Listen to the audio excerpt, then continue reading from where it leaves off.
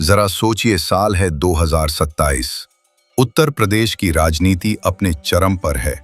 हर तरफ चुनावी माहौल है, नारे लग रहे हैं, झंडे लहराए जा रहे हैं और पूरा देश अपनी नजरें गड़ाए बैठा है कि यूपी की गद्दी पर आखिर कौन बैठेगा। और तभी एक सवाल पूरे माहौल को हिला देता है।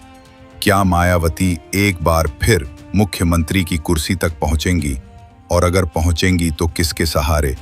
क्या सच में वो बीजेपी का हाथ थाम सकती हैं? ये सवाल ही अपने आप में चौंकाने वाला है। लेकिन राजनीति में असंभव कुछ नहीं होता। जहां सत्ता की बात आती है, वहां दुश्मन भी दोस्त बन जाते हैं और दोस्त कभी भी दुश्मन। लेकिन इस सवाल के पीछे की सच्चाई बहुत गहरी है और आज हम उसी गहराई में उतरने वाले हैं। यूपी की राजनीति हमेशा से अलग रही है। यहाँ जाति, धर्म, समाज और सत्ता का समीकरण इतना पेचीदा है कि बड़े बड़े नेता और पार्टियां भी इसे पूरी तरह से समझ नहीं पाते। मायावती का नाम इस राजनीति में किसी परिचय का मोहताज नहीं है। दलित समाज से निकलकर उन्होंने वो मुकाम पाया जिसकी कल्पना करना भी मुश्किल है। 4 बार यूपी की मुख्यमंत्री बनी और हमेशा दलितों की आवाज बनकर खड़ी रहीं। लेकिन 2012 के बाद से राजनीति का पासा बदला और मायावती लगातार हाशिए पर जाती रहीं। 2014, 2017 और 2019 में बीजेपी का जो उभार हुआ, उसने पूरे विपक्ष को लगभग धूमिल कर दिया। मायावती का वोट बैंक लगातार खिसकता गया। 2022 में उनकी पार्टी बुरी तरह हारी और सवाल उठने लगे, क्या अब बहुजन समाज पार्टी खत्म हो चुकी है? क्या मायावती का करियर भी अब सिर्फ इतिहास की किताबों में रह जाएगा? लेकिन राजनीति की खूबसूरती ही यही है भाई, कि यहाँ कब कौन लौट आए, कब कौन उठ जाए और कब कौन गिर जाए, कोई नहीं जानता। अब बात करते हैं 2027 की। क्या मायावती फिर से वापसी कर सकती हैं? अगर हाँ, तो कैसे? और सबसे बड़ा सवाल, क्या वो बीजेपी के साथ मिल सकती हैं? ये सोचकर ही हैरानी होती है। लेकिन यूपी की राजनीति में इस तरह के कई उदाहरण मिल चुके हैं, जहां कड़े विरोधी एक साथ आए। कल तक जो दुश्मन थे, आज दोस्त बन गए। याद कीजिए, मायावती और मुलायम सिंह यादव की दुश्मनी कितनी पुरानी थी। लेकिन 2019 में दोनों की पार्टियां एक साथ एक मंच पर खड़ी हुईं। तो क्या ऐसा मुमकिन है कि मायावती और बीजेपी भी एक साथ दिखें? अगर ऐसा होता है तो फायदे और नुकसान दोनों होंगे। फायदे की बात करें तो बीजेपी को दलित वोटों का बड़ा हिस्सा मिल सकता है और मायावती को सत्ता का रास्ता। लेकिन नुकसान ये है कि मायावती का कोर वोट बैंक यानी दलित समाज खुद को ठगा हुआ महसूस करेगा, क्योंकि बहुजन आंदोलन की पूरी राजनीति ही बीजेपी और संघ की विचारधारा के खिलाफ खड़ी हुई है। अगर मायावती बीजेपी के साथ जाती हैं, तो क्या दलित समाज इसे स्वीकार करेगा? ये बड़ा सवाल है। लेकिन भाई, यहाँ पर एक और रास्ता है और शायद वही असली रास्ता है। वो रास्ता है बहुजन, पिछड़ा, मुस्लिम और नौजवान ताकतों का गठबंधन।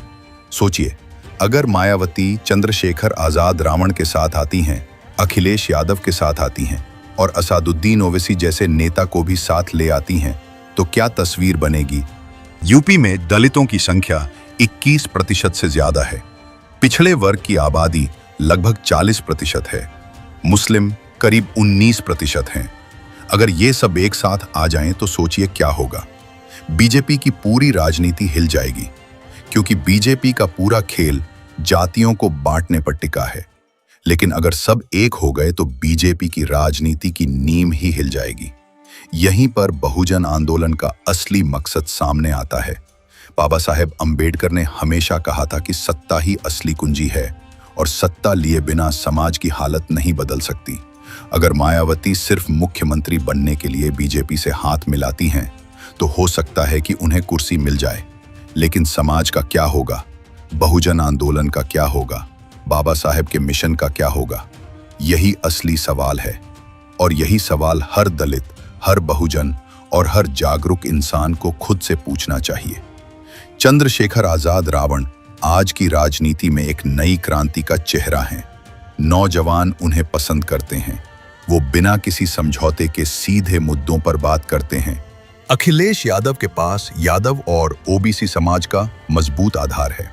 असदुद्दीन ओवैसी मुसलमानों की आवाज है, और अगर इन सब के साथ मायावती जुड़ जाएं, तो ये गठबंधन सिर्फ यूपी ही नहीं बल्कि पूरे भारत की राजनीति बदल सकता है।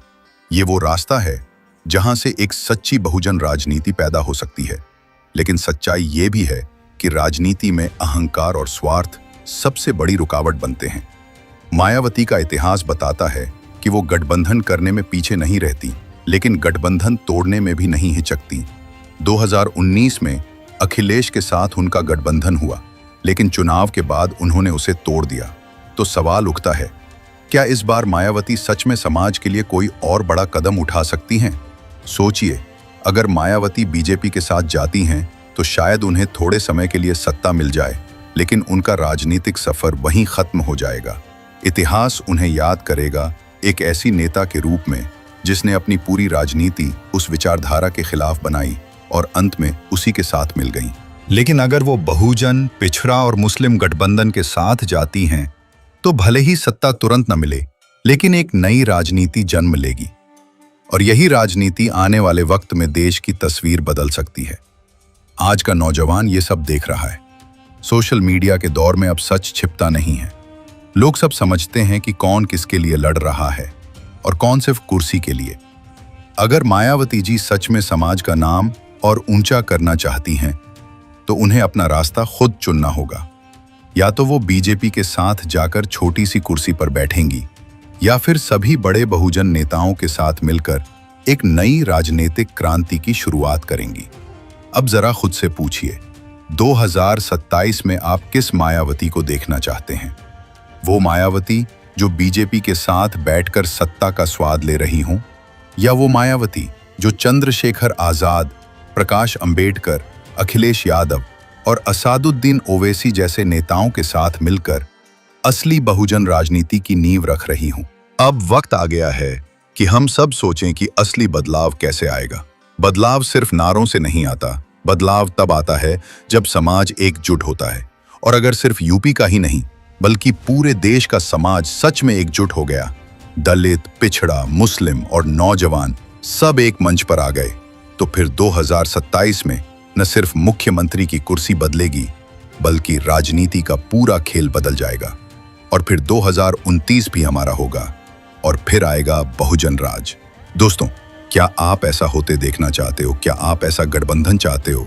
कमेंट करके बताओ, और ये भी बताओ कि आप ये वीडियो कहां से देख रहे हो। अगर आप चाहते हो कि ये गठबंधन हो, तो इस वीडियो को इतना शेयर करो कि ये बात हमारे सभी बहुजन नेताओं तक पहुंचे और वो इस पर विचार कर सकें। और हाँ, इस चैनल को सब्सक्राइब करना ना भूलें, क्योंकि क्रांति की शुरुआत यहीं से होती है। जय भीम, जय संविधान, बहुजन एकता जिंदाबाद।